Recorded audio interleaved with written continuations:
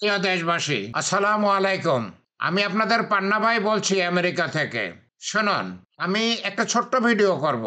আ অনেক আগে এই জাতীয় ভিডিও করেছি। এখন আমার মনে হচ্ছে যে আমার সেই জাতীয় ভিডিও আরেকটা করা দরকার। সেটা হচ্ছে আওয়ামী লীগ সম্বন্ধে। আওয়ামী লীগ সম্বন্ধে। আমি সবসময় বলেছি, আওয়ামী লীগের মধ্যে মাত্র, মাত্র শতকরা ১০ জন অন্যায় করেছে, অপরাধ করেছে, মানুষকে কষ্ট দিয়েছে। কিন্তু আওয়ামী লীগের মধ্যে শতকরা ৯০ জন ভালো।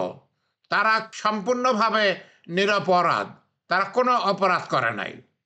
এখন আওয়ামী লীগের বিরুদ্ধে বিচার হচ্ছে। আমি সকলের কাছে অনুরোধ করতে চাই, আমি মুক্তিযোদ্ধা পান্না 11 সেক্টরের company commander, guerrilla commander, wing leader Panna, আমি সকলের কাছে অনুরোধ করতে চাই, আপনারা আওয়ামী লীগের অবদান ভুলে যাবেন না। আপনারা আওয়ামী লীগের অবদান ভুলে যাবেন না। আওয়ামী লীগ বাংলাদেশের জন্য অনেক কিছু করেছে। যেই শতকরা ১০ জন অন্যায় করেছে, অপরাধ করেছে, তাদের শাস্তি দিন। কিন্তু যারা কোনো অন্যায় করে নাই, যারা কোনো অপরাধ করে নাই, তাদের যেন কোনো ক্রমেই কোনো শাস্তি না হয়। তাদের যেন কোনো ক্রমেই কোনো ক্ষতি না হয়।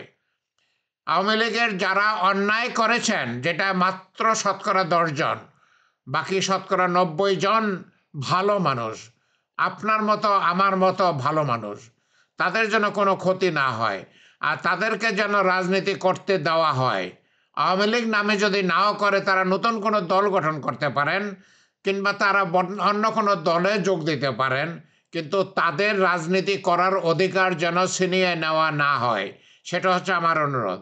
একজন মুক্তিযোদ্ধা হিসাবে, একজন ৭৬ বছর বয়স্ক বৃদ্ধ লোক হিসাবে আমি তো এই দাবি, এই অনুরোধ আপনাদের কাছে করতেই পারি। আমি তো আপনাদের জন্য জীবন দিতে গিয়েছিলাম ১৯৭১ সালে। আমি তখন ঢাকা বিশ্ববিদ্যালয়ের ছাত্র ছিলাম। আমি তো আপনাদের জন্য জীবন দিতে গিয়েছিলাম। আমি তো এই অনুরোধ করতেই পারি। তো আমি আমার অনুরোধটা আরেকবার বলতেছি। আমার অনুরোধটা হচ্ছে, নিরপরাধদের যেন কোনো শাস্তি না হয়। এবং আমার বক্তব্য হচ্ছে, শতকরা মাত্র ১০ জন অপরাধী, আমি দেখুন কি বলেছি, শতকরা মাত্র ১০ জন অপরাধী, বাকি ৯০ জন আওয়ামী লীগ নিরপরাধ। শতকরা ৯০ জন নিরপরাধ, মাত্র ১০ জন অপরাধ করেছে।